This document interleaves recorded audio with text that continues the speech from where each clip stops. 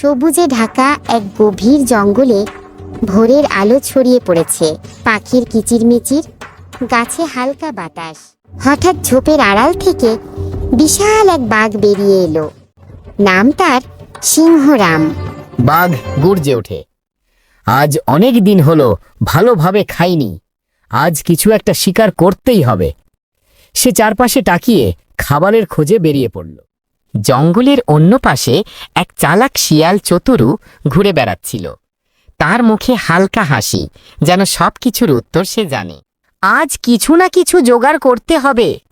বাঘমশাই হয়তো এখন খুব ক্ষুধার্ত, একটু বুদ্ধি খাটালে ওর পেট ভরিয়ে আমিও খেতে পারবো। ঠিক তখনই বাঘ হেসে পড়ল। এই শিয়াল, কোথায় যাচ্ছিস? উহ বাঘ ভাই, আপনিই তো সেই জঙ্গলের রাজা। আপনি না খেয়ে থাকবেন তা কি হয়? তাহলে বল, কিভাবে খাবার পাবো? আমি জানি এক জায়গায় বড় একটা গরু পানিতে পড়ে গেছে।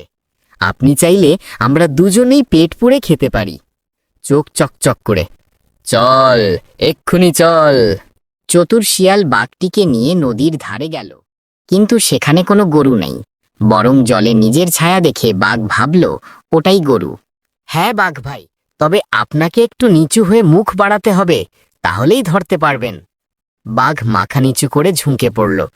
ঠিক সেই সময় চতুরু জোরে চিৎকার দিল, দাঁড়াও, ওটা গরু নয়, তোমার নিজের ছায়া। বাঘ লজ্জায় মাথা নিচু করে ফেলল। ও তাই বুঝি, আমি ছায়াকেই গুরু ভেবেছি। তাই তো বলি, বুদ্ধির কাজ না জানলে শক্তি কোনো কাজে আসে না। বাঘ লজ্জা পেলেও মনে মনে ভাবল, এই শিয়াল আমায় ধোঁকা দিয়েছে, এবার আমি ওকে শিক্ষা দেব। কিছুদিন পর একদিন বাঘ শুয়েছিল গাছের ছায়ায়। চতুরু আবার সেখানে এলো। বাঘ ভাই, আবার খাওয়ার খোঁজ করছেন? না, আজ আমি এক রহস্য জানি।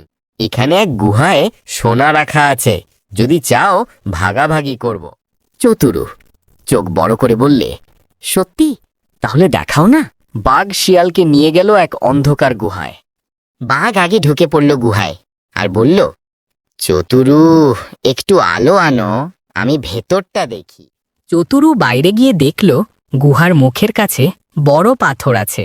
সঙ্গে সঙ্গে বুদ্ধি খাটিয়ে সে পাথরটা ঠেলে গুহার মুখ বন্ধ করে দিল।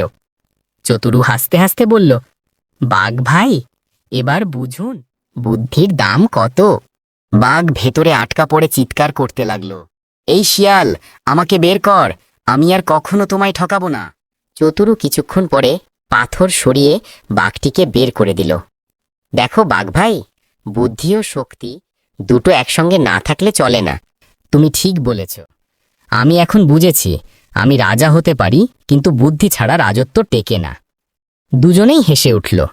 তারপর থেকে তারা দুজন বন্ধু হয়ে গেল। বাঘ শিকার করত, শিয়াল বুদ্ধি দিত, আর জঙ্গলেও শান্তি ফিরে এলো।